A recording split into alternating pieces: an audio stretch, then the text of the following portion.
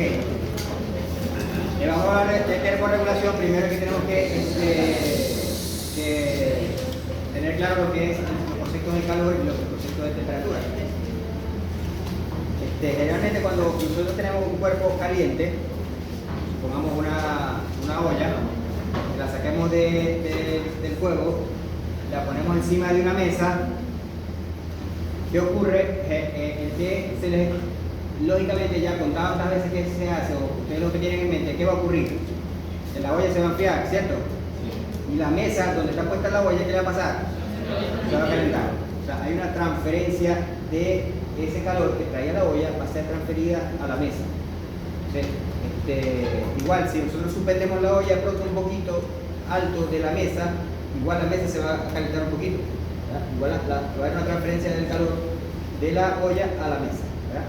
Ustedes cuando se paren de la silla, alguien se sienta, tenían malos pensamientos, ¿verdad? Ustedes transfirieron el calor a la silla y la silla quedó caliente. Entonces, eso quiere decir que hay una transferencia de un cuerpo. Cuando un cuerpo está caliente, él no se queda con ese calor, siempre lo va a transferir. Entonces, el calor es un tipo de energía que siempre está en transferencia, siempre. Ningún cuerpo se va a quedar con el calor. Cuando un cuerpo está caliente, lo que él quiere es salir de ese calor quiere salir de ese cuerpo, y siempre va a estar en transferencia. Entonces, el concepto de calor es un tipo de energía que se transfiere, todo el tiempo se transfiere. Ningún cuerpo caliente se va a quedar con esa energía, siempre se la va a transferir. Entonces, para que haya una transferencia de calor, tiene que haber un entorno o lo que esté caliente y que esté alrededor algo frío. Entonces va a transferir, ese calor va a ser transferido desde lo caliente hacia lo frío. Eso ya ustedes lo saben por tantos años que tienen viviendo, ¿verdad? Que eso siempre ocurre. No, el frío no es que va a dar el frío, le va a pasar el frío a lo caliente, es al revés. El calor le va a transferir el calor hacia lo que está frío. Ajá. Para que este cuerpo se mantenga caliente, ¿qué debe tener? Algo que le mantenga caliente. Porque si él va a transferir el calor que tiene, él transfiere el calor que tiene, él pierde el calor. Entonces, el entorno que está alrededor se va a calentar y él se va a enfriar. ¿Hasta cuándo? Hasta que los dos tengan la misma temperatura, hasta que los dos tengan la misma cantidad de calor. Cuando los dos tengan la misma cantidad de calor, ya el calor no se transfiere, porque el calor para transferir se requiere un cuerpo caliente y un cuerpo frío. O sea, eso se llama como, empieza por grado y termina en ente. Gradiente. Un gradiente. Entonces, tiene que haber un gradiente, en este caso un gradiente de calor. Algo caliente y algo frío, hay un gradiente. Entonces el calor va de lo más caliente a lo más frío. Pero si yo quiero mantener esto caliente, necesito algo interno que lo mantenga caliente, un generador de calor. Entonces el generador de calor mantiene esto caliente, de tal manera que por más calor que él transfiera, él siempre se va a mantener caliente porque internamente tiene un generador de calor. Lo que usted está diciendo es que las cosas no se enfrían, sino que pierden calor. Exactamente. O sea que aquí está el cuarto frío, pero no es que sea frío, sino que perdió calor. Es como la oscuridad no es que está oscuro, sino que no hay luz.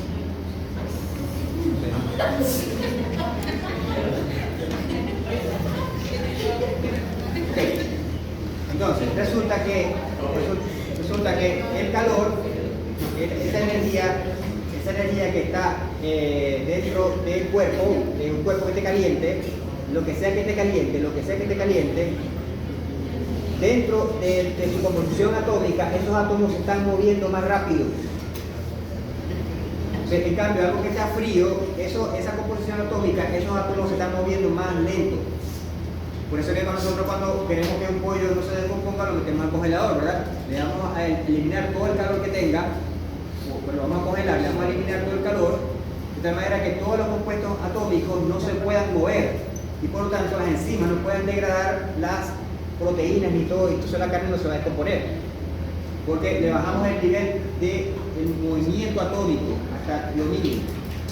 ¿Sí? Pero eso se puede parar dependiendo de la temperatura o siempre va a estar. Sí, dependiendo si yo quiero que el movimiento atómico se detenga completamente, es el grado cero químico, que no hay movimiento atómico de nada. Ese es el grado cero químico, que es el grado cero, el grado Kelvin, que se llama. No me acuerdo cuánto es, por ahí sale una tabla. Ok. Entonces, eso quiere decir que el calor de un cuerpo lo que hace es que hace que sus moléculas se muevan más rápido. Y cuando pierde calor, las moléculas se mueven más lento. Y es lo que nosotros tenemos como sensación de temperatura. O sea, la temperatura, lo que es una medida de la fuerza cinética que tienen los átomos del cuerpo. Claro, eso es algo químico que no nos interesa a este nivel. Nos interesa es saber que cuando algo está caliente, tiene una temperatura alta, ¿cierto? Y si algo está frío, tiene una temperatura baja. O sea que hay una graduación de medir la cantidad de calor que tiene a través de su temperatura. ¿Sí? Entonces usamos los termómetros. Ok, entonces eso está graduado de hace muchos años, pero a cada quien se le ocurrió una escala diferente. O sea, al Celsius se le ocurrió una escala diferente.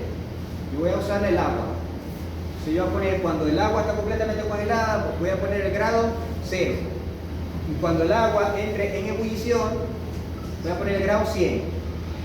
Y yo voy a ir de 0 a 100, voy poniendo rayitas. Pongo 100 rayitas. Quiere decir que de 0 a 100, el agua a congelado al agua hirviendo, hay 100 grados. De 0 a 100. 100 rayitas.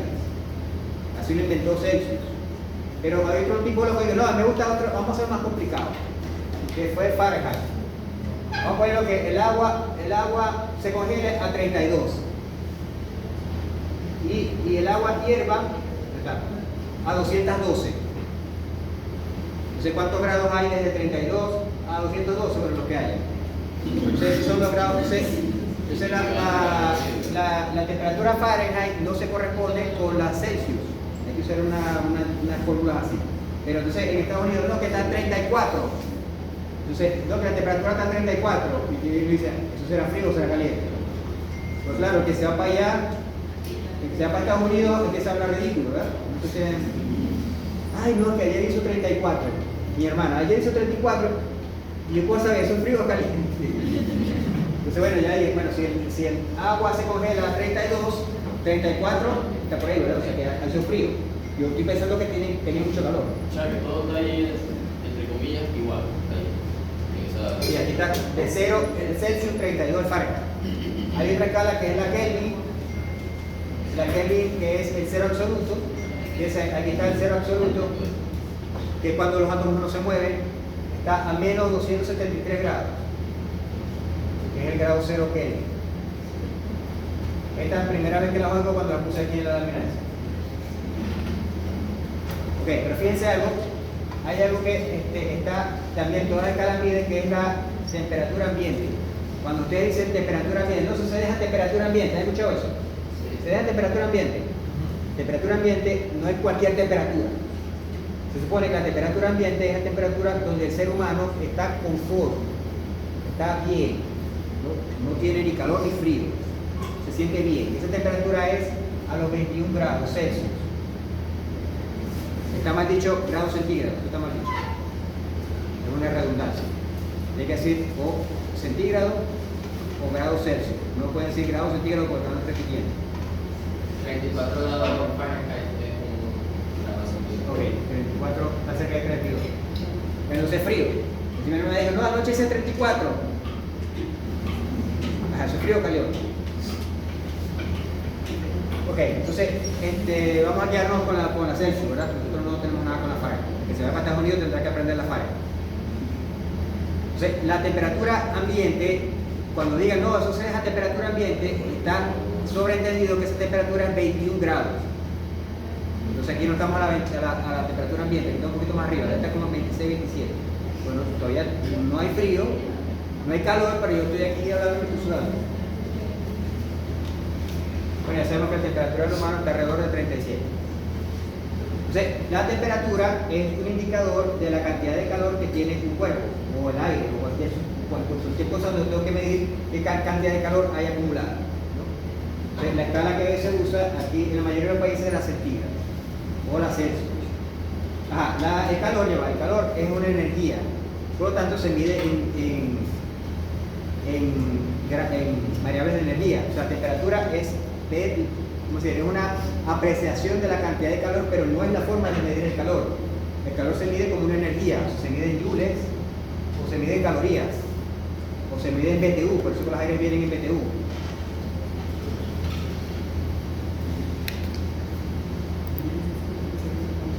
Ajá, para medir la temperatura usamos el termómetro. El termómetro, el primer termómetro que se inventó fue el de mercurio. El mercurio, como ustedes saben, es un metal líquido, pero igual cuando los metales se calientan, se dilatan, cuando se aumenta su tamaño, cuando se enfrían, disminuye el tamaño.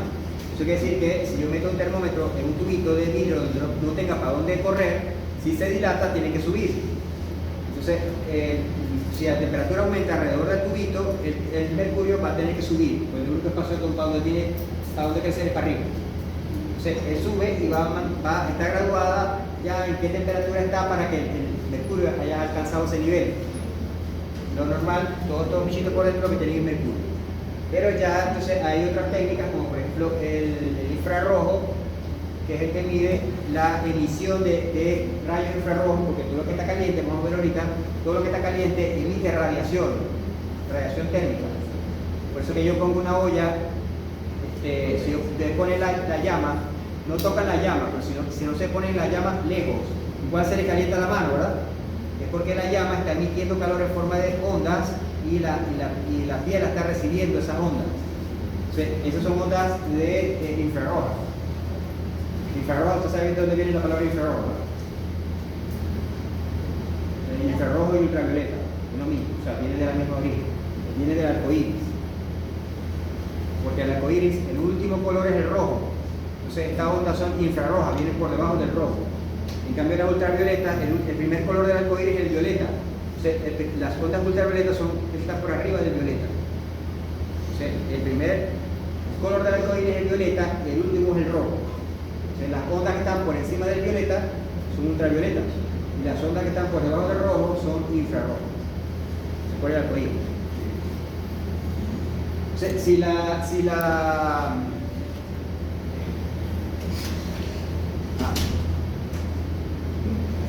que yo te confundo con ellos, se parece, parece que ustedes dos parecen hermanitos. Entonces,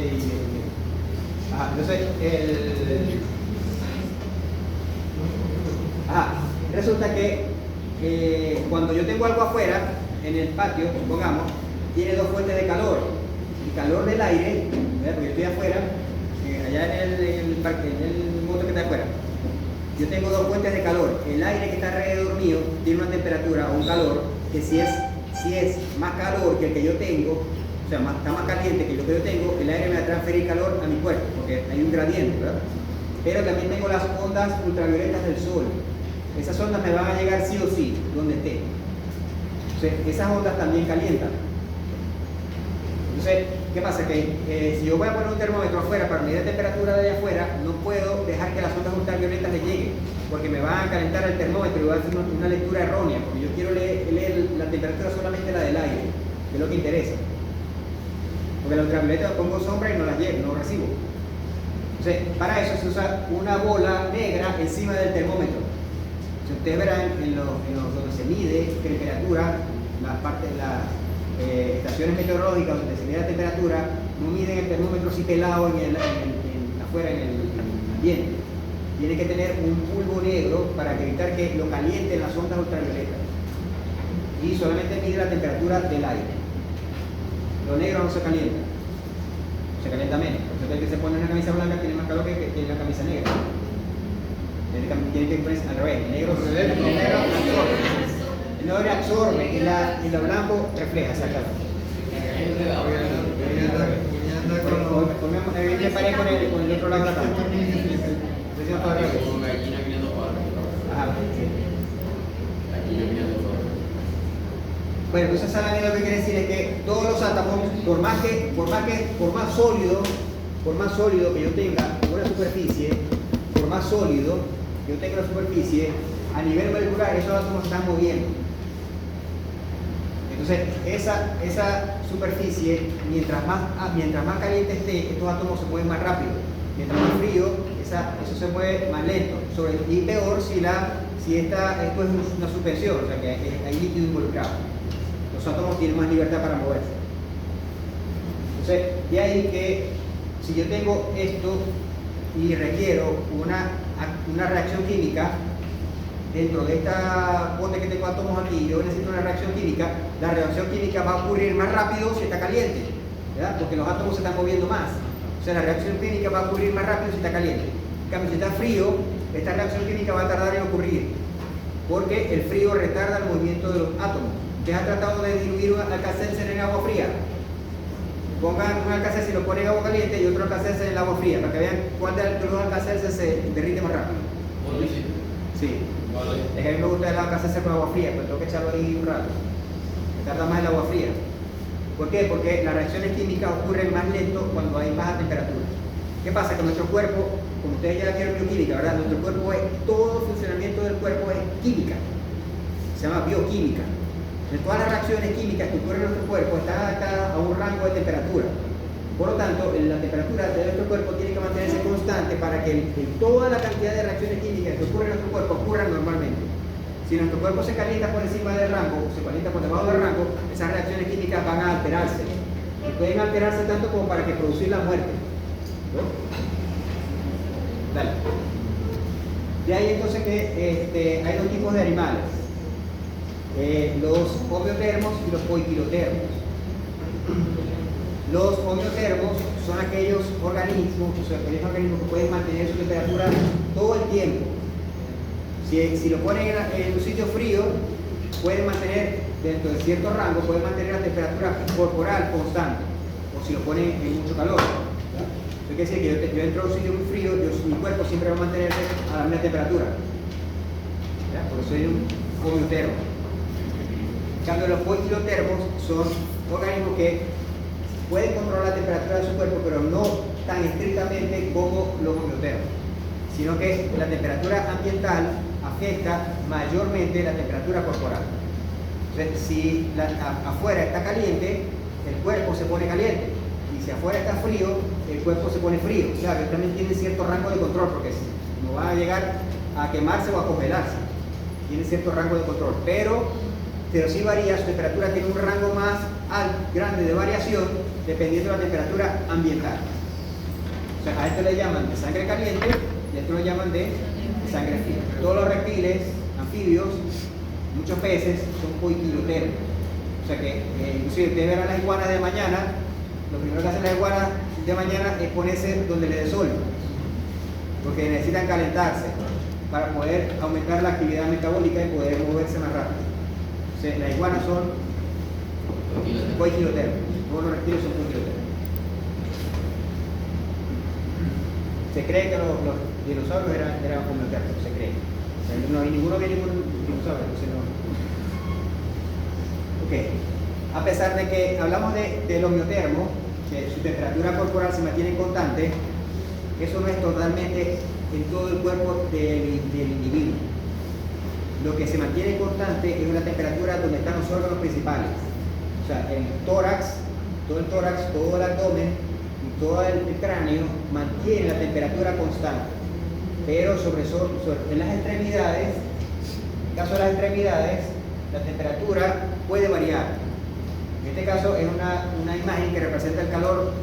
Mientras más rojo es más calor, mientras más blanco es más frío. En este caso, ¿dónde está más rojo?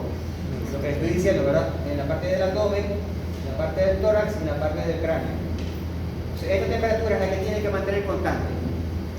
O sea que si la temperatura de las piernas varía, puede variar tranquilamente, que no va a afectar el metabolismo del cuerpo. O sea que las piernas pueden estar un poco más frías o los brazos pueden estar un poco más fríos. Pero la temperatura central debe estar siempre a la misma temperatura. Y esta temperatura se llama así: temperatura del núcleo, temperatura central o temperatura profunda. Es la temperatura donde está el abdomen, el tórax y el cráneo. Si se hace ejercicio, por ejemplo, los músculos se calientan. En ese caso, las piernas pueden alcanzar la temperatura del núcleo. Como ven aquí, esta persona viene de hacer ejercicio, mucho movimiento de la actividad muscular, ¿no? La quema de energía, el metabolismo de energía produce calor, hace que le calentaron la piel. Pero lo que quiero decir con esa lámina es que lo constante es la temperatura del núcleo. Bien. La única forma de medir la temperatura del núcleo es a través de la temperatura rectal. O sea, es la temperatura más exacta para medir temperatura, es la forma más exacta de medir temperatura.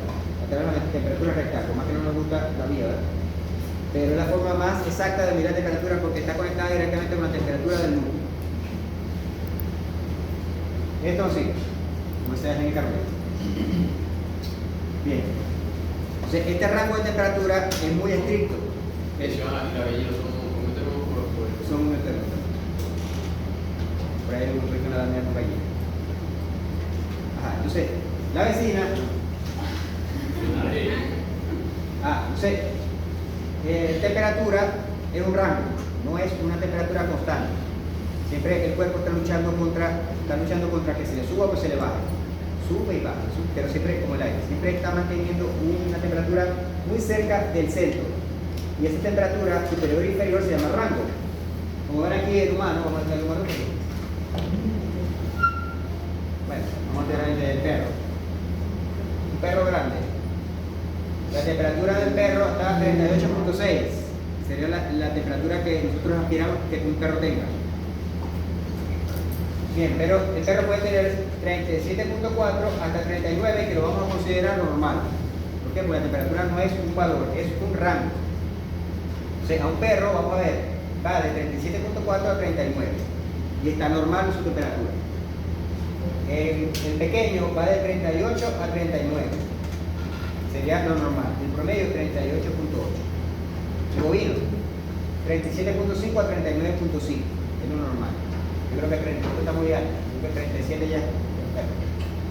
Yo siempre decía que era 38 y 39. Aquí el 37.5 acá. Bien, si la temperatura, yo mido la temperatura de un animal que está por debajo del valor inferior del rango, eso lo voy a llamar hipo. Hipo, por debajo, ¿verdad? O sea, esa quiere decir que la temperatura está por debajo del nivel, del límite inferior del rango normal, hipotermia.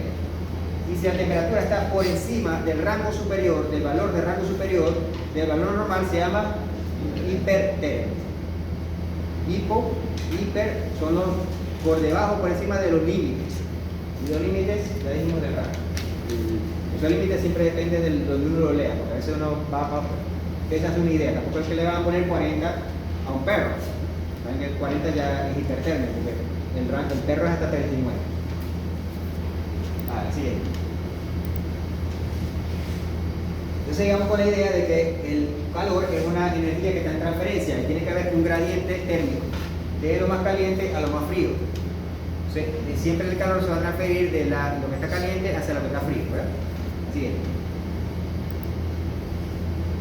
¿Hasta cuándo? Hasta que los dos superficies tengan la misma temperatura, o sea que se elimine el gradiente.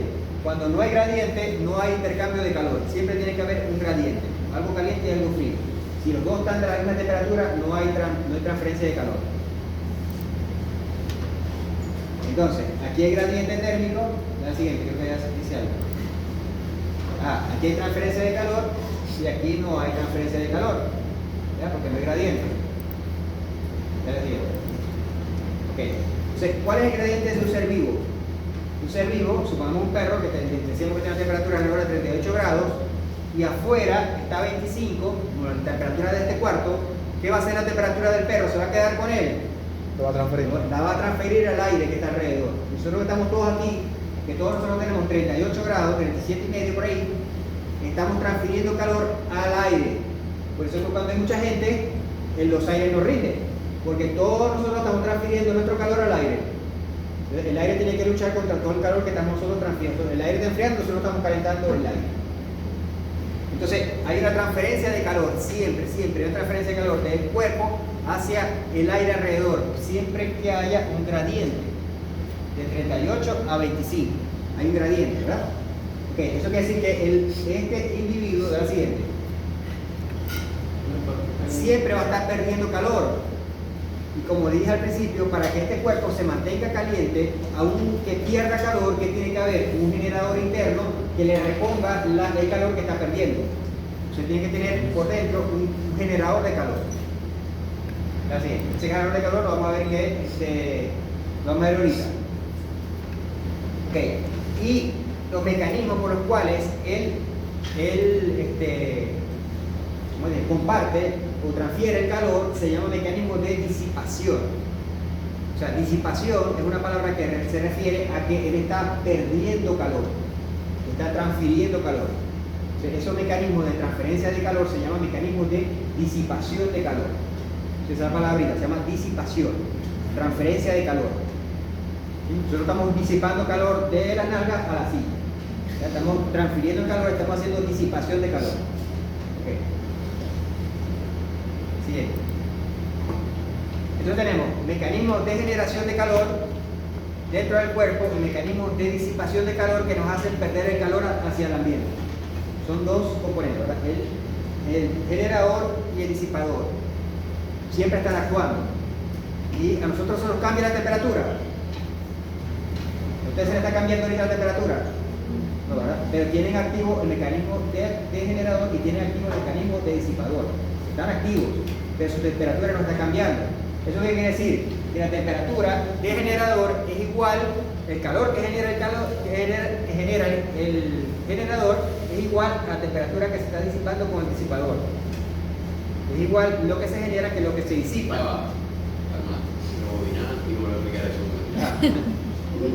Exacto, eso es un poquito mejor para entender. Ok, te digo, un generador interno.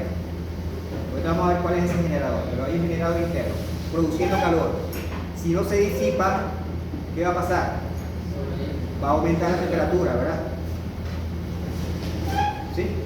Porque si yo estoy aumentando mi calor interno y ese calor no lo estoy disipando, lo que va a hacer el cuerpo es acumular calor y por lo tanto la temperatura le va a aumentar al cuerpo.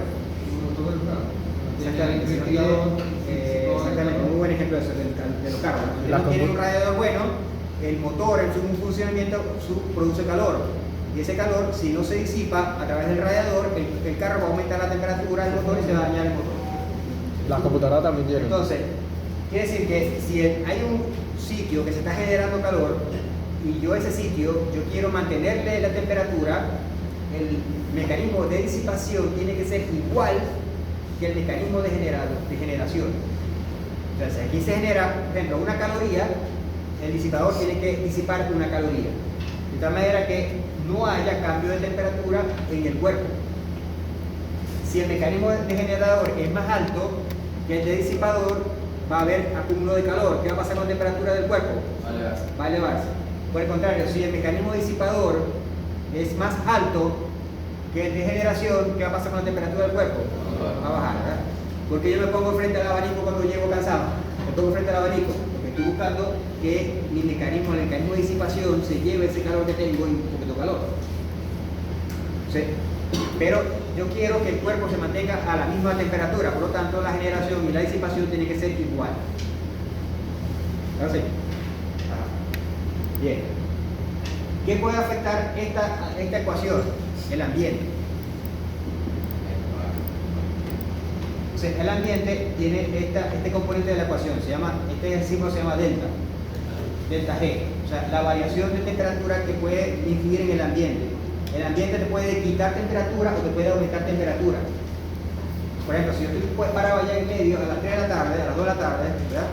Yo tengo mi mecanismo corporal de generación y mi mecanismo corporal de disipación, están actuando. Pero el ambiente, ¿dónde está actuando? Me está evitando la disipación, porque el ambiente me está dando más calor. Entonces, si el ambiente me está dando más calor, el aparato generador va a acumular calor porque no la puede disipar. O sea que el ambiente va a afectar esta ecuación. Por el contrario, si yo voy al polo norte, me pongo en interiores, allá la pegada brinco con los osos, ¿verdad? ¿Qué está aumentando? La disipación. O sea, perdón, el mecanismo del ambiente me está haciendo que el disipador sea demasiado grande porque está quitando demasiada temperatura, porque hay mucho frío.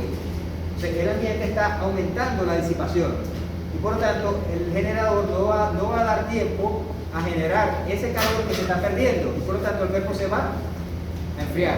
Por eso que en el cuerpo están funcionando estos dos, pero estos no están aislados. Va a depender de lo que el ambiente permita hacer. Si el ambiente permite disipar o no permite disipar. O el ambiente hace que se disipe demasiado, sería la cuestión. O sea, que el ambiente no deje disipar o que el ambiente haga que se disipe demasiado. Si hay demasiado calor, el ambiente no deja disipar. Y si hay demasiado frío, el ambiente hace que la disipación sea demasiado grande. Entonces el cuerpo se enfría.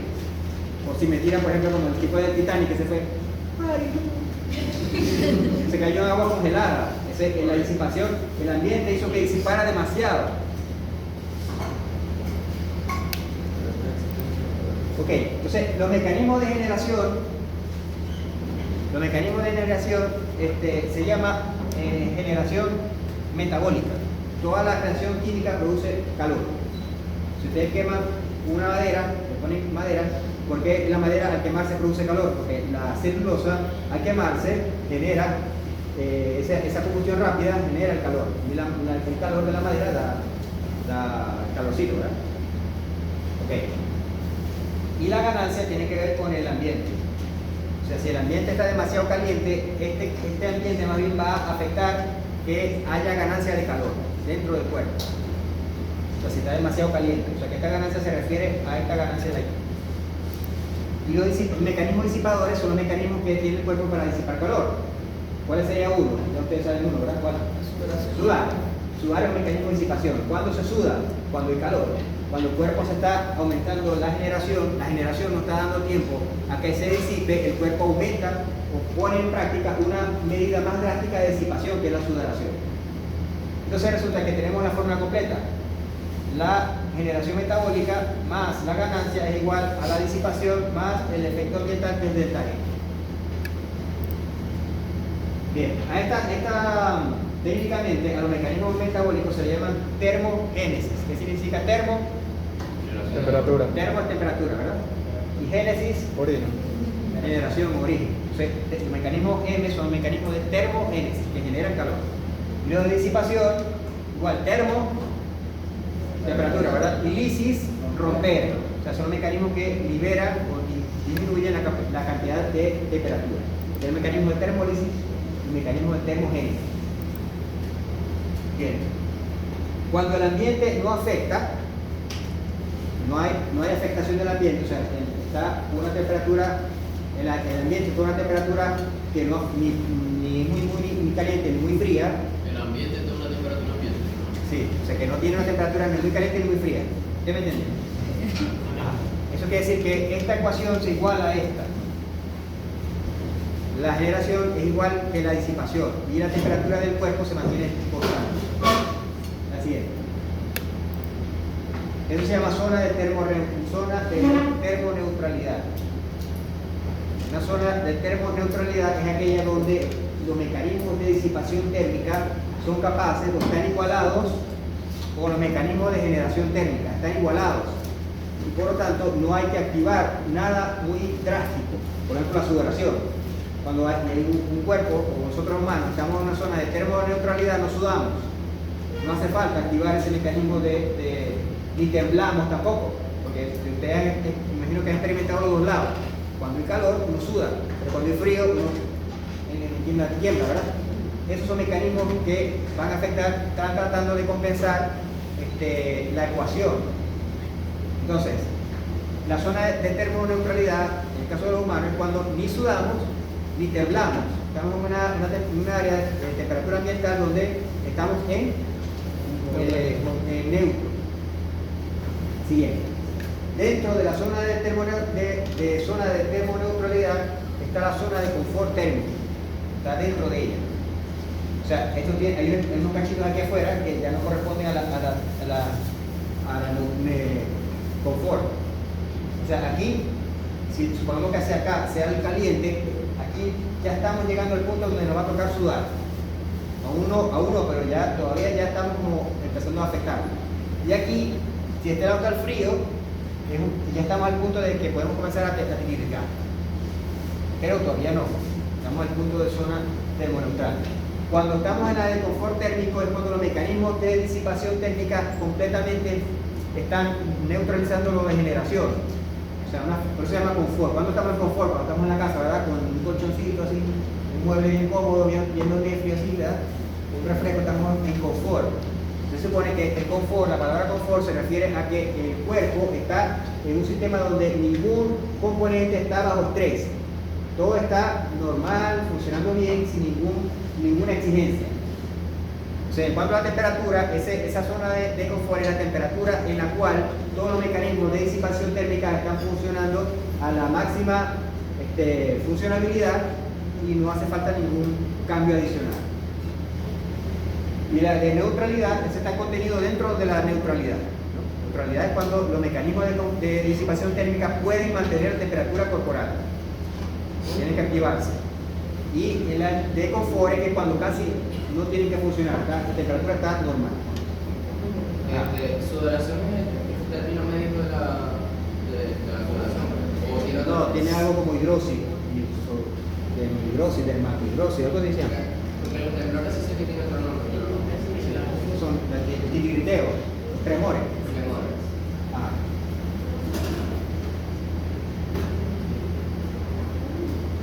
Ok, todos los animales del mundo, toditos, evolucionaron para vivir donde viven.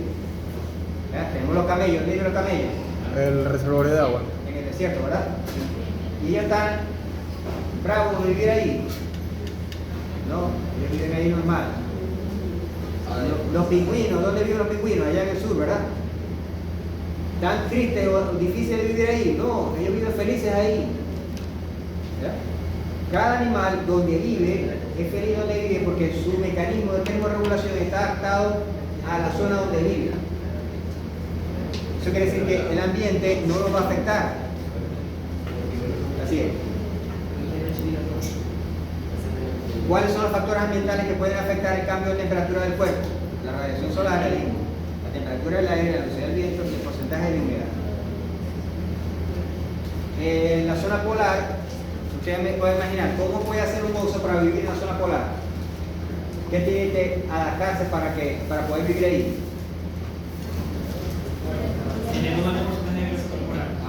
Una es producir una grasa corporal, ¿pero para qué? Para mantener el calor. ¿Pero qué más? Producción de energía. Ajá. ¿Tiene qué? Energía, producción de energía. Ah, pero ¿para qué más sirve la grasa? Para evitar la disipación, lo tienen de abrigo. Ellos tienen grasa, la grasa es alta, están diciendo todo eso. Ellos usan la grasa para producir la energía. Pero ellos tienen que evitar la pérdida de energía. Entonces la grasa la ponen debajo de la piel, la grasa subcutánea.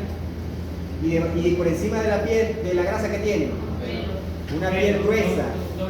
Y después de la piel gruesa tienen una capa de pelo. ¿Qué están haciendo ellos con eso? Están bajando la disipación para que se equilibre. ¿Por qué? Porque el cuerpo, el ambiente, quiere aumentarle la disipación con el frío. ¿Ya la siguiente? Si ponemos al camello, tiene grasa subcutánea, tiene pelo así grueso. ¿Verdad? ¿Por qué? Porque él más bien tiene que aumentar la disipación. O sea, el cuerpo ha adaptado a un aumento de la disipación para mantener aún la ecuación en equilibrio. Eso quiere decir que los animales, dependiendo de su ambiente, ellos han modificado su metabolismo, su estructura para que esta ecuación se mantenga en cero, dependiendo del ambiente donde vive. Si nosotros sacamos ese animal del ambiente donde vive, va a sufrir. ¿Por qué? Porque su cuerpo no está adaptado a la nueva situación. Si yo traigo una vaca Holstein, donde allá en Inglaterra, donde la temperatura está normalmente en 8 grados, 10 grados, yo me la traigo para acá, 28 grados, 30 grados, la vaca va a sufrir.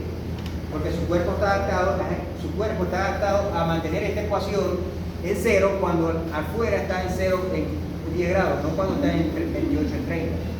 Entonces esta ecuación se va a alterar si yo pongo una vaca a 28 grados, porque su cuerpo no tiene la adaptación.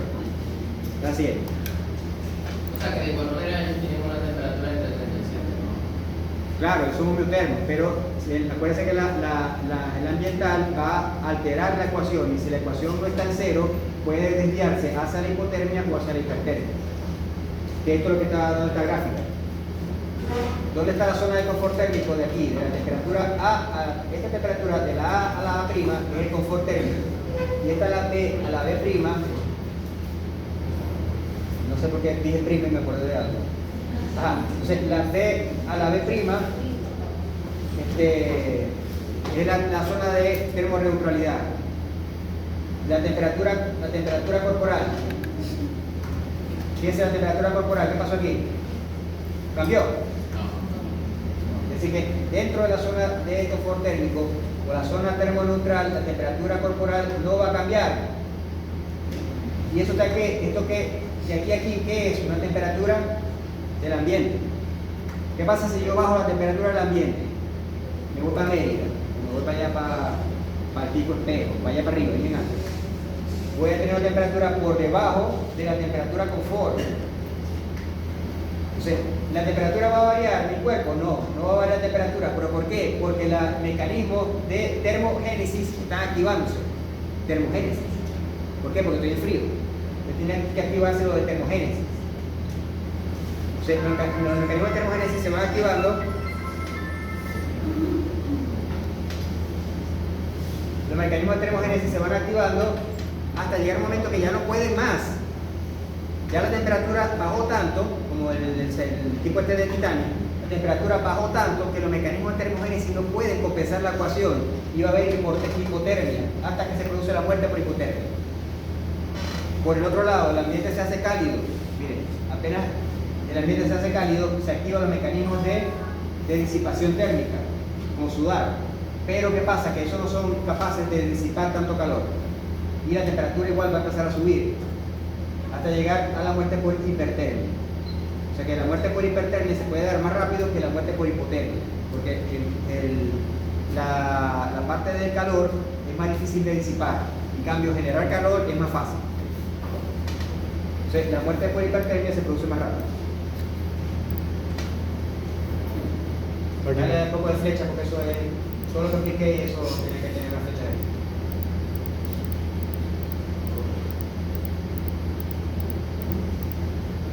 Entonces vamos a ver con la termogénesis, que es la parte de allá, la parte del lado derecho de la ecuación, ¿verdad? ¿Qué produce calor en el cuerpo? Los procesos vitales. Todo lo que sea quema de energía produce calor. Una glucólisis produce calor. ¿Verdad? La glucólisis esa de la glucosa hasta piruvato, eso produce calor. Todo lo que produzca, sea degradación de enlaces, produce calor.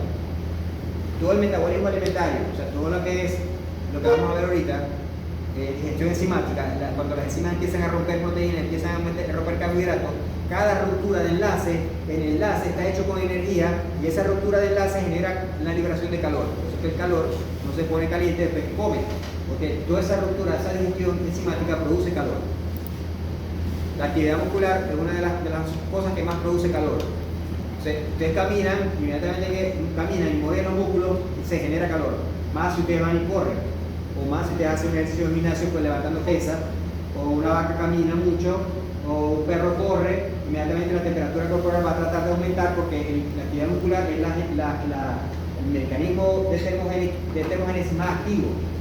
Por eso es que cuando da frío, ¿qué es lo primero que hace el cuerpo? Empieza a aumentar la tonicidad muscular para que la tonicidad muscular queme energía y genere aumento de generación de calor.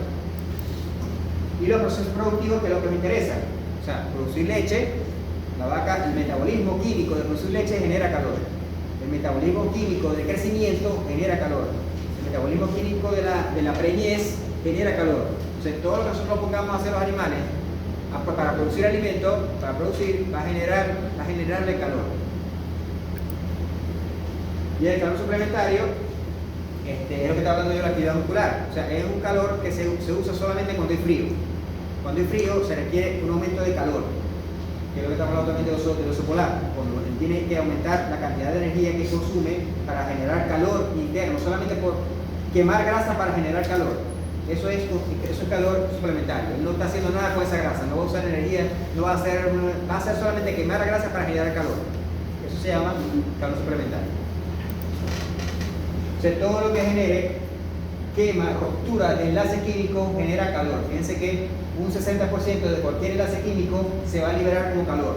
O sea, usted rompe un ATP y ese ATP libera energía que se usa para la actividad enzimática, pero también la parte de esa energía que estaba contenida dentro del ATP se va a liberar como calor. Bien. En la digestión, lo que estamos hablando, la digestión tiene un almidón que es un polisacárido rompe en elementos de glucosa y toda la ruptura de enlace genera calor. Y todo el alimento va a degradarse en compuestos simples, y esos compuestos simples cuando se degradan para almacenarse en la célula, todo cuando el almacén se degrada, todo produce calor. De ahí viene el calor. Este es el calor alimentario. El calor alimentario, esta es una lámina que mide el calor en la sangre portal, en la vena portal del hígado. Entonces, cuando se come, la temperatura de la vena portal aumenta, esto es el flujo sanguíneo y esta es la temperatura. 5 grados de temperatura. Puede llegar a subir el aumento de la temperatura solamente de la digestión, en la parte del aparato digestivo. Puede aumentar 5 grados. Siguiente. Entonces el mecanismo, esto es de humano, pero bueno, sirve más o menos para lo mismo. Fíjense que lo que está produciendo aquí calor, 34% del calor corporal lo producen los órganos torácicos y abdominales, y el 56% lo está produciendo la piel y el músculo. O sea que una de las cosas que produce más calor es la piel y los músculos. Ahora la siguiente. Si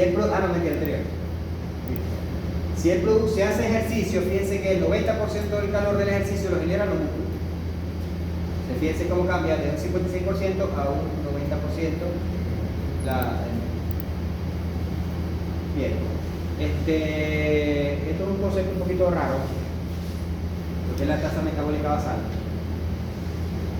Porque la tasa metabólica basal se refiere a la cantidad de nutrientes que son quemados para producir ATP. ¿Cuántos nutrientes, o sea, de carbohidratos, lípidos y hasta proteínas, son quemados para producir ATP? Entonces uno tiende a pensar, bueno, mientras más energía tenga el cuerpo, mejor, ¿verdad? Dijera uno. Pero no, la cantidad de ATP que produce el cuerpo está regulada. O sea, no es que el cuerpo produce ATP como loco. Está regulada la cantidad de ATP que tiene que producir a un máximo, un rango máximo. Entonces, si él se pasa de la producción de ATP por encima, finalmente va ese aumento de la generación de ATP también se lleva a un aumento de la generación de calor. Y eso no puede ser, porque tampoco puedo hacer que la generación de ATP me haga que aumente la temperatura corporal. O sea, la cantidad de ATP está regulada, no puede ser ni más ni menos. Y esa cantidad de ATP que se produce en el cuerpo está regulada por una hormona que es la hormona de la tiroides. ¿Recuerdan la tiroides, que es una glándula que está por el cuerpo, que produce una hormona que se llama tiroxina? O sea, una de las funciones de esa tiroxina, una de las más importantes, es regular la cantidad de ATP que produce el cuerpo. No pueden producir ni más ni menos. ¿No te lo recuerdas, verdad? Ok. Supongamos que una vaca va a producir leche. Esa vaca va a requerir más o menos ATP. Más. O sea, en ese caso, el cuerpo va a decir, pero yo tengo que producir ahora más ATP porque ahora tengo otra cosa adicional, que es la producción de leche. O sea, el cuerpo ajusta una nueva tasa de producción de ATP más alta, porque ahora requiere más ATP porque ahora está produciendo leche. Pero así resulta que la vaca, aparte de que está produciendo leche, viene y se preña, viene una gestación. ¿Va a requerir más ATP? O sea, ahora la tasa metabólica, eso se llama tasa metabólica basal, fijar la tasa de producción de ATP, resulta que esa tasa tiene que ahora que aumentar más, porque esa vaca, aparte de tener que producir leche, ahora tiene que aumentar un crecimiento de un feto. Se requiere más ATP todavía. ¿Qué quiere decir con esto? Que dependiendo de la actividad del cuerpo, va a ser una nivelación de la cantidad de ATP que tiene que producir para mantenerse el cuerpo vivo. Eso en grandes rasgos es lo que significa la tasa metabólica basal, es ajustar cómo va a ser la cantidad de ATP o de energía que debe usar el cuerpo.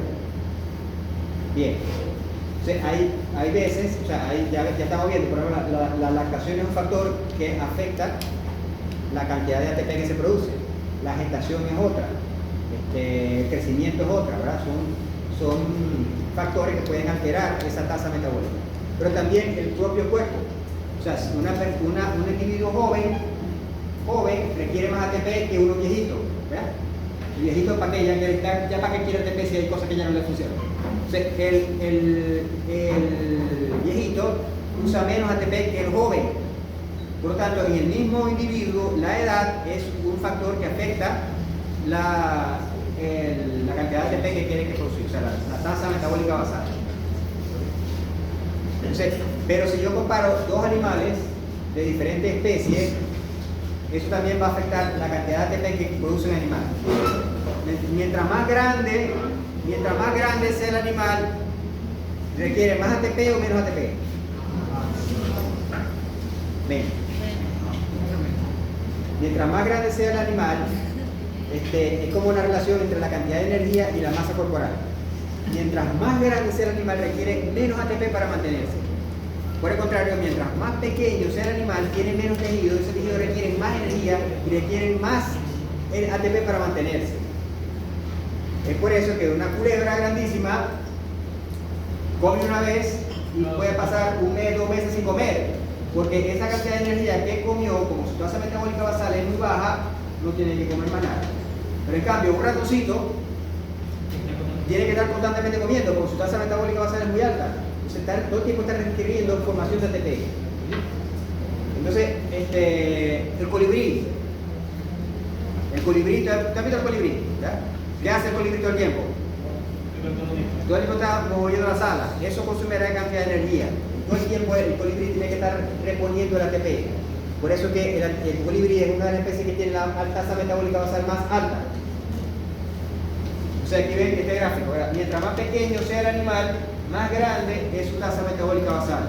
Mientras más grande sea el animal, más baja es su tasa metabólica basal. Por aquí está el otro. Ahí está el otro. Mientras más pequeño sea el animal, más alta es la generación de ATP de su cuerpo. Además, hay un bichito que cuando la hembra está en celo lo come. Y el bichito tira tanto, que tira, que ya se le acaba la energía y él se muere. Se muere de tirar. Una muerte bastante... No sé qué animal es, pero ellos vienen a ver lo buscan, después lo buscan y me dicen cuál animal es. Una musaraña, una vaina así. Que en la época de celo no come, se la pasa estirando. Y se muere de tirar, los machos se mueren. Los machos se mueren. Okay, y él tiene que comer todo el tiempo porque tiene una tasa metabólica basal muy alta. ¿Y se entiende, verdad? Okay. Ese es un concepto muy importante, aunque no lo oigan mucho, es un concepto muy importante en la producción animal, la tasa metabólica basal. La tasa metabólica basal para producir ATP, dijimos que la cadena citocromo es el que produce ATP y tiene como último receptor el oxígeno, ¿verdad? Okay. Ese oxígeno se transforma en agua y ya deja de ser oxígeno molecular. Entonces, quiere decir que el consumo de oxígeno te mide cuánto ATP se produjo en el cuerpo. Porque si el oxígeno se usa para producir ATP, si el cuerpo usa mucho oxígeno, quiere decir que hizo mucho ATP, pues consumió más oxígeno. Por eso que la tasa metabólica basal se mide en el consumo de oxígeno. La especie que tiene la tasa metabólica basal consume más oxígeno que la que tiene la tasa metabólica basal baja. La siguiente. Ya el tamaño lo dijimos. Ya también lo dijimos. Ok. Entonces, un organismo que esté produciendo, bien sea produciendo leche o que esté preñado, o una gallina que esté produciendo huevos, necesita energía adicional para apoyar esa producción, ¿sí o no? Y eso quiere decir que necesita más ATP, ¿sí o no? Eso quiere decir que la tasa metabólica, que es la que genera, la que rige cuánto ATP se va a producir, tiene que subir. Es decir, que los organismos que están produciendo tienen una tasa metabólica más alta, porque tienen un requerimiento de energía más alto. Siguiente. Ahora, al final, ¿para qué yo hablo de la tasa metabólica basal? Porque todo lo que sea ATP es calor. Entonces, volvemos al ejemplo del oso. ¿Verdad? El oso está allá en el polo. Tiene que comer mucha foca. ¿Por qué tiene que comer mucha foca? Por su tasa metabólica basal. Baja. Tiene que ser alta. ¿Por qué tiene que ser alta? Porque él va a quemar grasa solamente para producir calor. O sea, él tiene que quemar grasa, y esa quemar grasa es la tasa metabólica basal, porque esa grasa al final va como si fuera a producir energía, pero esa, aparte de producir energía, va a producir calor. O sea, la tasa metabólica basal, al aumentar, no solamente aumenta la cantidad de ATP, sino que aumenta la cantidad de calor que se genera. O sea, esta parte se me olvidó decir. Pero ok, entonces la tasa metabólica basal aumenta porque va a aumentar la cantidad de ATP, pero aumenta también porque va a aumentar la cantidad de calor. Entonces, dame la lámina anterior. Estas especies que están produciendo con tasa metabólica basal alta, ¿qué va a hacer por su generación de calor? Va a estar alta también. Entonces, no es lo mismo que yo tenga en calor una vaca que no esté preñada a una vaca que sí está preñada. Su tasa metabólica basal es diferente, por lo tanto, lo que él sufre al calor es diferente. No es lo mismo una vaca que no está dando leche a una vaca que sí está dando leche. La tasa metabólica basal hace que la resistencia al calor sea diferente, porque esta vaca que está dando leche tiene mayor generación de calor interno por su tasa metabólica basal más alta.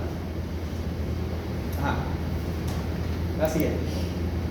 Entonces, aparte de esa tasa metabólica basal, hay bueno, ya hablamos de la termogénesis, hasta ahí. Ahora vamos a la termólisis. La termólisis son los mecanismos de disipación de calor, ¿verdad? Esos mecanismos de disipación de calor pueden ser de dos tipos: la evaporativa y la no evaporativa. Bien, ¿a qué se refiere evaporativa? ¿Que se evapora qué? Agua. O sea, la diferencia entre la evaporativa y la no evaporativa es la participación del agua. O sea, en la evaporativa participa el agua y en la no evaporativa no participa el agua. Así. Entonces, el cuerpo puede saber cuánta agua le puedo dedicar a esto. O sea que estas pérdidas evaporativas se pueden controlar, porque el cuerpo puede saber cuánta agua le va a dedicar a eso. En cambio, estas como no usan agua, el cuerpo no las puede controlar. Simplemente ocurre. Puede ocurrir tanto en un cuerpo vivo como en un cuerpo sin vida. Una piedra puede tener esto también. Ok. ¿Por qué el agua participa como disipador térmico? Entonces, de la primera clase, por allá, cuando te salvamos, estamos soltando, ya parecía que tuviéramos un año. Esa bola, más largo que. Ajá. Como en marzo, ¿verdad? Por allá, vieron líquidos corporales. Hablaron de que el agua tiene una capacidad de calorífica, o de recepción de calor. Esto lo pueden comprobar en su casa. Usted agarra y pone una olla a la llama y le prende la llama. Y diga, ¿ya hirvió el agua? No. ¿Ya hirvió el agua? No, no ha hirvido el agua. Y bueno, se está un chingo, como dicen los mexicanos. Se está un poco todo en que el agua hierva. ¿Por qué? Porque el agua absorbe el calor de la llama, pero no aumenta su temperatura. Y sigue absorbiendo calor y no aumenta su temperatura, o lo aumenta muy lentamente. Eso quiere decir que el agua está absorbiendo el calor que viene de la llama, pero ella no está aumentando en la misma proporción su temperatura. O sea, es un buffer térmico, absorbe calor. Por eso que el agua es uno de los componentes principales para la disipación de calor. Bien, entonces, ¿qué hace el cuerpo con el agua? Él viene, cuando el cuerpo está muy caliente, necesita disipar calor.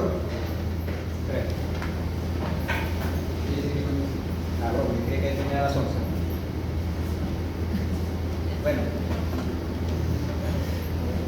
Entonces, ¿qué hace? El cuerpo pone agua sobre la superficie caliente. Y el agua, como ya dijimos, que absorbe el calor, el agua va a absorber el calor de la piel.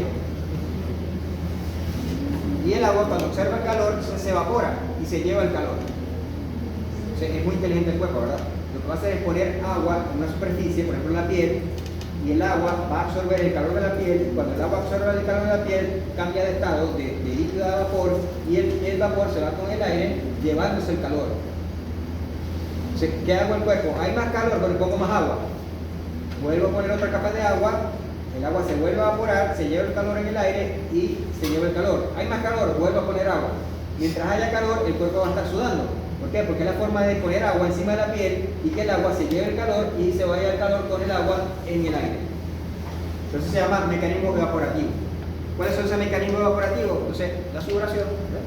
Es lo que nosotros hacemos, sudar. Pero también la respiración.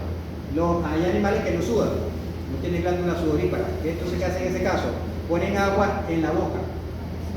Ponen agua encima de la superficie de la boca y la abren. Entonces, ahí el agua que está en la superficie de la boca se evapora. Y ahí es que se llevan el calor. ¿Qué hacen los perros cuando tienen calor? ¿Ustedes lo han visto? Jadean. ¿Qué está haciendo con el jadeo? Está poniendo agua en la superficie de la vía respiratoria y agua en la superficie de la boca. Entonces, el agua cuando se evapora se lleva el calor. Y entonces el perro está tratando de disipar calor a través de esa evaporación de agua en la vía respiratoria y en la boca. Porque no tiene glándula sudorípara. Y la pérdida insensible, bueno, o sea que siempre está ocurriendo, porque nosotros tenemos la piel cierta humedad y siempre está ocurriendo esa pérdida insensible. O sea, siempre se está evaporando. Así haya frío, siempre vamos a perder calor a través de la pérdida insensible en la piel siempre tiene que estar húmeda. Siguiente. Bueno, esto es una foto de un caballo que está sudando y pues, como tiene mucho frío, inmediatamente se ve el humo, el vapor de agua como si fuera humo. Esta es una gallina, un pollo que está poniendo, los pollos no tienen glándula sudorípara, están viendo cómo él está aumentando la superficie de contacto del tórax con el aire, porque está abriendo las alas para que el tórax se abra y está aumentando la frecuencia respiratoria para que haya más contacto de agua con aire. Bien. Entonces, esto es otro fundamento con lo respecto al agua. El agua se va para el aire, ¿verdad? Pero el aire tiene que recibir el agua en forma de vapor. ¿Qué pasa si el aire está cargado de vapor? No puede recibir más vapor. Eso es lo que se llama la humedad, el porcentaje de la humedad relativa. La humedad relativa es la cantidad de agua que tiene el aire. Si el aire tiene mucha agua en forma de vapor, el sudor no se evapora y entonces uno está todo pegotado. El sudor no se evapora. ¿Han estado en un sitio donde están todos pegotados? ¿Han estado en un sitio así? Está todo pegotado y el sudor no se evapora. Es porque hay mucha humedad en el aire. Entonces el aire no se lleva el agua. Es lo que pasa en Santa Bárbara. En Santa Bárbara hay tanta humedad que cuesta sudar. Porque entonces hay más calor, porque no puedes perder calor, porque el mecanismo de perder calor de la sudoración no se funciona. En cambio el coro sí. En cambio el coro hay más calor, pero hay menos calor.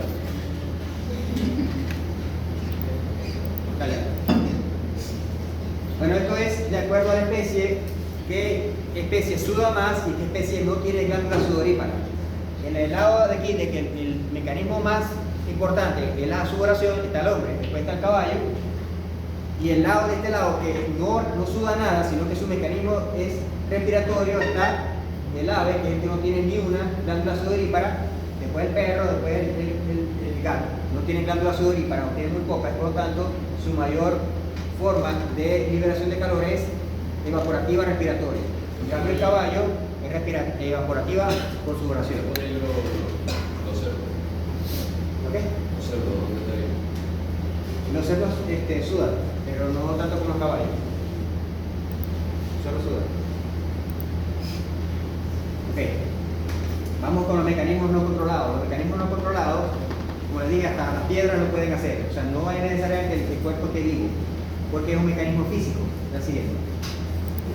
Y depende del gradiente, es la siguiente. Entonces, si un cuerpo está en contacto con otro cuerpo y hay un cuerpo caliente y otro frío, como ustedes en la silla, el cuerpo caliente le va a transmitir calor al frío. Eso se llama conducción. Conducción. La conducción es la transferencia de calor de un cuerpo al otro por contacto. Siguiente. Conducción. Entonces, aquí estamos viendo cómo el señor está sentado en la piedra y él está haciendo conducción de calor de sus nalgas a la piedra. Conducción. Okay. La radiación se refiere a la transferencia de calor cuando hay una distancia. Como por ejemplo el fuego, yo no tengo que estar tocando el fuego para sentir el calor, ¿verdad? Yo puedo estar lejitos del fuego y yo recibo el calor. Es decir, que el fuego me está radiando el calor. Entonces eso se llama radiación. La fuente más grande de radiación es la del sol, porque si no, no hubiera vida. Bien. Y la otra es la convección. La convección es cuando hay una radiación del calor al aire. y el aire es repuesto, es recambiado. O sea, por eso mismo pongo en un ventilador. ¿Qué hago con el ventilador? El ventilador hace que el calor se lleve al aire y el ventilador se lleve el aire caliente y ponga aire frío para que pueda de nuevo haber conducción de la piel al aire y otra vez se lo vuelve a llevar. O sea, la conducción se refiere a la convección del aire. La convección se refiere a la pérdida de calor por un movimiento del aire o de agua. Así es. Ya. Bueno, la convección se refiere al movimiento. Yo me meto en una piscina o en un río, el agua se va a llevar el calor del cuerpo. Los hornos que son a convección. Ajá, es lo mismo. Y es un ventilador. Exacto. Va cambiando el aire frío por el aire caliente. Nosotros queremos al revés, cambiar el aire frío por el aire caliente por el aire frío. Entonces tenemos, si hay una temperatura de 4 grados, ¿qué va a ocurrir? ¿Los evaporativos o los no evaporativos? Los no evaporativos, ¿verdad? Va a haber radiación, va a haber convección y va a haber conducción. A 21 grados aún participan los no evaporativos, pero a 38 grados ya no puede haber eso, porque ya no hay gradiente. Entonces ahí es donde se activan los evaporativos. Entonces ahorita el 90% de la pérdida de calor es por el evaporativo y a estos no funcionan, porque estos requieren gradiente. Bien. Bueno, esta lámina se resume todo lo que hemos hablado.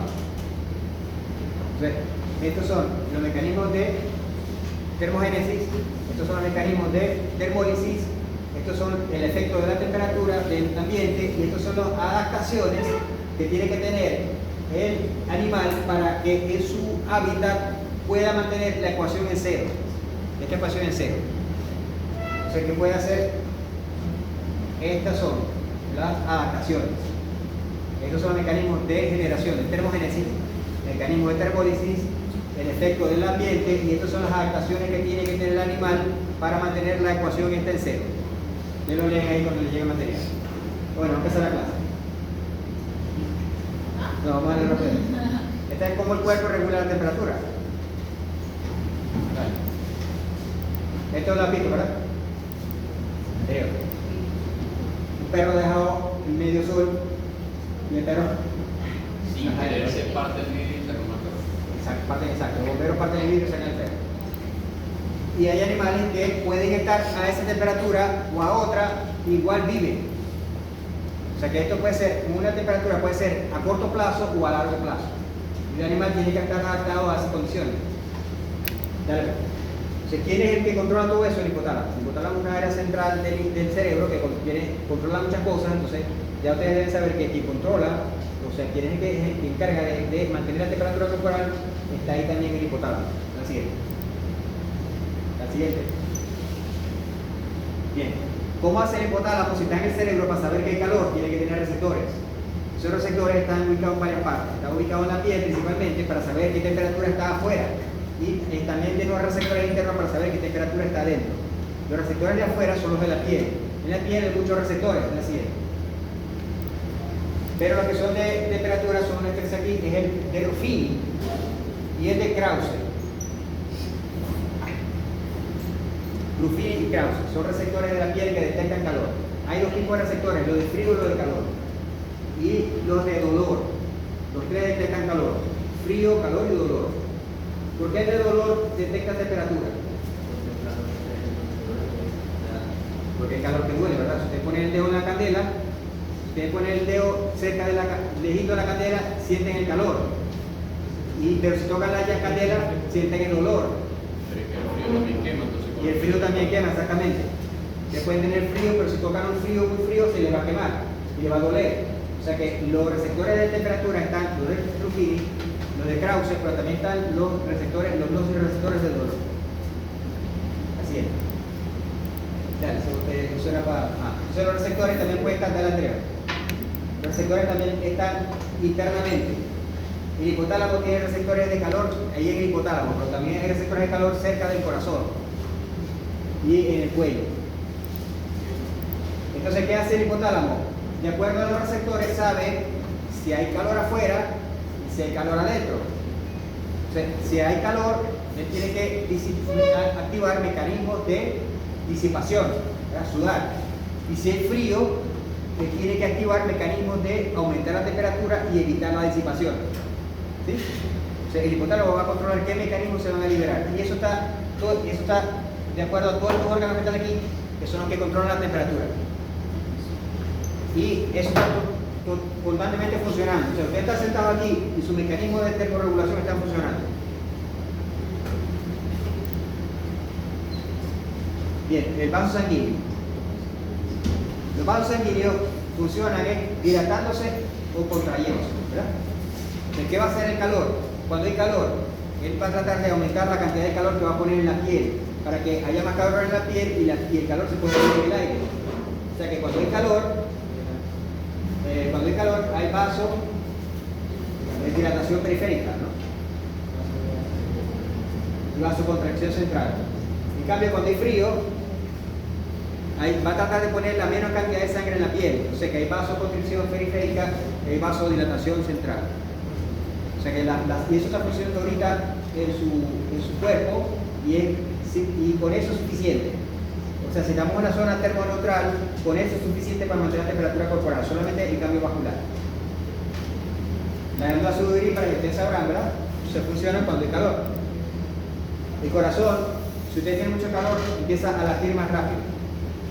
Porque el corazón va a tratar de poner más sangre en la piel, o sea, aumenta la temperatura, la frecuencia cardíaca. Y si hay frío, ¿qué pasa? No, también aumenta. Porque ahora el corazón aumenta para producir calor. O sea, tanto para muy caliente como para muy frío aumenta la frecuencia. Los pulmones, ya saben, en la especie donde sudan, los pulmones van a estar aumentando la frecuencia, pero con baja profundidad. Por eso que yo decía que el jadeo es una respiración con taquimédico, pero con hipopnea, o sea, baja profundidad de la respiración. Eso va para la semana que viene. El muscular, y este objeto debería estar temblando. La parte muscular, cuando hay frío, aumenta la tonicidad muscular hasta el momento que se ve macroscópicamente se ve el perro temblando. Lo siguiente. Esto sería la tasa metabólica basal. Si hay frío, aumenta la tasa metabólica basal, como ya dijimos. El comportamiento del animal, ya uno ve si tiene calor. ¿Qué hace un perro cuando tiene calor? Va y se tira en el primer barro que encuentra. O sea, el comportamiento es parte de la termorregulación. El animal tiene instintos a buscar perder calor. O sea, él busca sitio fresco, busca sombra, busca agua, se tira, ¿verdad? Buscar bajar la temperatura corporal. Ahora siguiente. Por último, vamos a hablar de la fiebre. Pero no la fiebre. El mecanismo por el cual se pone la fiebre. Es el punto de referencia térmico. El punto de referencia térmico en inglés se llama set point. ¿A qué se refiere esto? Que el hipotálamo es una especie de termostato y siempre está sabiendo qué temperatura hay en el cuerpo. O sea, él dice, bueno, la temperatura del humano tiene que estar a 37, pero yo no puedo, la temperatura nunca va a estar exactamente a esa temperatura. Siempre va a estar subiendo y bajando, subiendo y bajando. Entonces, cuando la temperatura baja, ¿qué activa él? Mecanismo de termogénesis, ¿verdad? La temperatura empieza a subir. Cuando la temperatura llega al límite superior, ¿qué hace? Activa mecanismo de termólisis y vuelve a bajar. Cuando llega otra vez a este punto, ¿qué hace? Vuelve a activar mecanismo de termogénesis. Y así está todo el tiempo. El hipotálamo está todo el tiempo activando termogénesis y termólisis. Todo el tiempo. Él no va a estar en el medio, eso es imposible. Porque yo estoy todo el tiempo comiendo, caminando, respirando, todo el tiempo estoy generando calor, ¿verdad? O sea, el hipotálamo todo el tiempo tiene que estar controlando el rango de la temperatura. Cuando llega al límite inferior, activa termogénesis. Cuando llega al límite superior, activa termólisis. Y eso es lo que se llama la teoría del punto de referencia térmico o termólisis. ¿Qué pasa que este punto de referencia térmico? Que en el medio, ¿dónde está el medio? El medio está en el promedio. Pero el cuerpo nunca está en el medio. Siempre está subiendo o bajando un poquito o subiendo un poquito. Okay. Entonces, eso es lo que hace el hipotálamo, ¿no? Generalmente ya con la parte vascular él controla eso. Así es. Bien. Cada especie tiene su punto de referencia térmico. ¿Qué pasa? Que hay especies que tienen, por ejemplo, el pavo, el pavo va de 40, es lo mínimo, y el alto es 41. Entonces no dirá, no, el pavo tiene fiebre. No, el pavo no tiene fiebre. El pavo, su temperatura normal va de 40 a 41. Entonces ese es el punto de referencia térmico de su hipotálamo, 40 a 41. Aquí está la paloma, de 41 a 43. Está el pato, de 41 a 43. ¿Sí? El camello va hasta 45, por allá. Esos son puntos de referencia térmica. Así es. Entonces, ¿a qué llamamos fiebre? La fiebre es un mecanismo adaptativo por el cual el cuerpo ajusta el punto de referencia térmico para combatir una bacteria o cualquier microorganismo. Sí, esta es una adaptación, un mecanismo de adaptación. Porque en la adaptación, en la evolución, se resultó que si yo aumento la temperatura del cuerpo, muchos microorganismos ya de una vez se mueren o son más sensibles a las defensas corporales. Entonces, la fiebre no es que el animal está enfermo de fiebre. La fiebre es un mecanismo de defensa inmunológico que hace que aumente la temperatura corporal para que las bacterias sean más sensibles a la defensa interna. Entonces tampoco es que vamos a bajar la fiebre porque el animal está enfermo de fiebre. No, la fiebre es un mecanismo de defensa del cuerpo. Claro, no puede subir tanto porque vamos a alterar la actividad enzimática. Tampoco puede estar mucho tiempo elevada, pero no es que el animal se va a morir de fiebre. Sí se puede, pero se sube mucho. Ok, ¿cómo se produce la fiebre? La fiebre se produce a partir de que la detección de una bacteria. Cuando los mecanismos de defensa, los macrófagos, detectan bacterias, ellos mandan unos pirógenos. El macrófago manda a la sangre un pirógeno que se llama las interleuquinas. Ese macrófago manda ese pirógeno a la sangre, llega al hipotálamo y el hipotálamo recibe la información de que hay una bacteria atacando. ¿Qué hace él? Forma un nuevo punto de referencia. Si el punto de referencia estaba aquí, ahora él lo mueve. Ahora el grado menor va a ser más alto y el grado mayor va a ser mucho más alto. O sea, si antes era de 37.5 a 31.5, ahora va a ser de 38 a 39. Entonces él va a mantener ahora la temperatura en ese rango. Si hay más interleuquina, él sube más. No, ahora la temperatura está de 40 a 41. O sea que el punto de referencia térmico se mueve hacia arriba, pero sigue siendo una hipertermia, producto de que se movió el punto de referencia térmico. El hipotálamo, para hacer eso, usa una sustancia que se llama prostaglandina E. O sea, el hipotálamo internamente recibe la señal de la interleuquina y él internamente segrega prostaglandina. La prostaglandina es la que hace que el hipotálamo cambie el punto de referencia térmico a un punto de referencia más alto, para que haya la fiebre. Entonces resulta que esta prostaglandina es un fosfolípido. Y los fosfolípidos tienen que salir de la membrana, ¿verdad?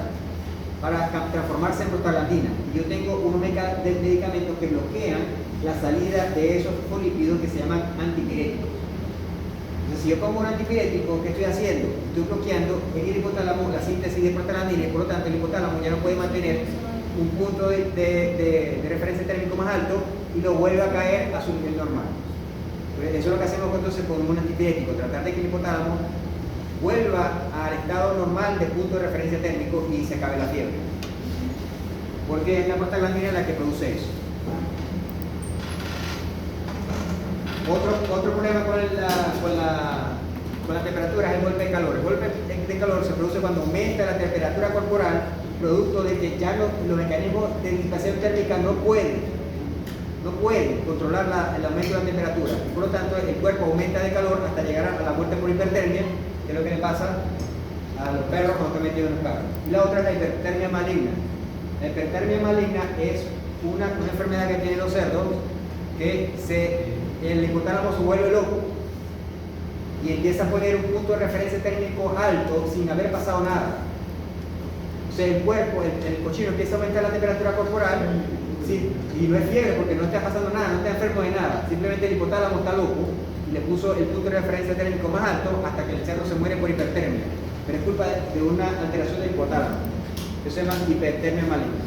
Bueno, esto lo leo ustedes porque está bastante bonita la clase y lo dejamos hasta aquí. O sea, no nos vemos más en clase hasta la semana que viene el examen, pero en clase no.